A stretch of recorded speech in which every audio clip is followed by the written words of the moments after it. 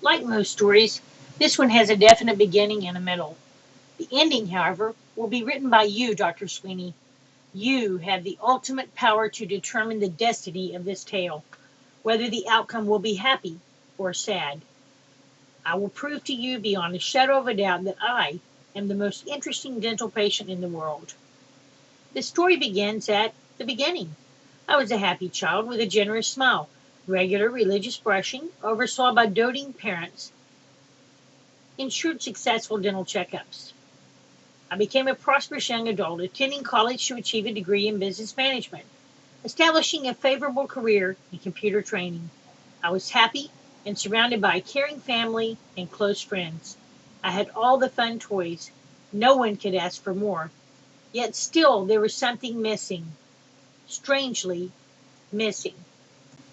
I had an urge to make a difference, to travel far away from Texas and meet people who were different, those who didn't worry about matching Gucci shoes and handbags. I wanted to give back, somehow, somewhere. So I traded pantyhose and high heels for flip flops and margaritas. I left everything behind and moved to the Caribbean.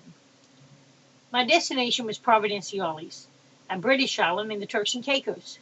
Cultural diversity was in no short supply, with only 800 expats and approximately 10,000 locals. Tar paper shacks and colorful one-room shanties abounded. Poverty reigned, but happiness ruled. A rusty bicycle provided my initial transport until I was able to purchase an open-air Jeep. I found a great job where I could finally make a difference, setting up networks of computers and teaching locals how to use them. Island lifestyle was expensive. At that time, a loaf of bread could run to $6. Nothing was grown locally, and everything was imported by barge or airplane, hence the high prices. After years of indulgence, I now had to practice a thrifty lifestyle to survive. There were no dentists on the island, and no insurance to pay for them anyway. All was happy on my island paradise until February the 1st, 1995. Tragedy struck. I was driving on the main street coming back from a grocery run, turned a blind corner, and was hit head on by an underage speeding drunk driver.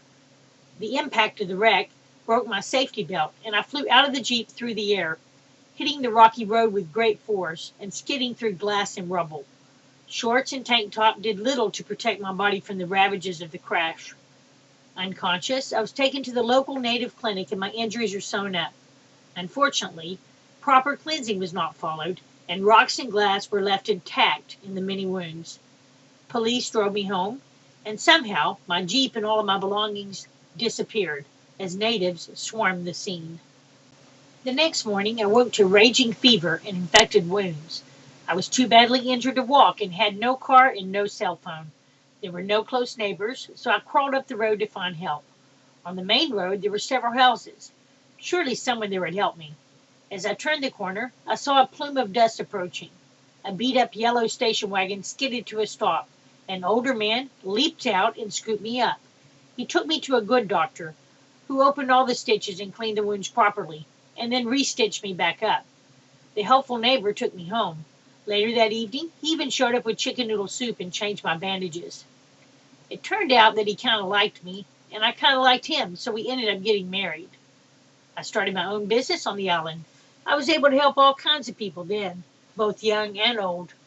Some had all the riches in the world and were totally miserable, and some were desperately poor and happier than the wealthy folks. Unfortunately, my teeth and regular dental work have suffered as a result of my eclectic lifestyle. My bottom teeth are ground down with exposed nerves that tend to be quite painful. Broken teeth in the back cause me problems from time to time. With no dental insurance, treatment is impossible. Even though my heart is happy and full, and I still brush regularly, I don't smile as often or as widely as I once did. I believe, and I hope that you agree with me, that I am the most interesting dental patient. I can't wait to meet the best dentist in the world. That would be you, Dr. Sweeney. Thanks for listening.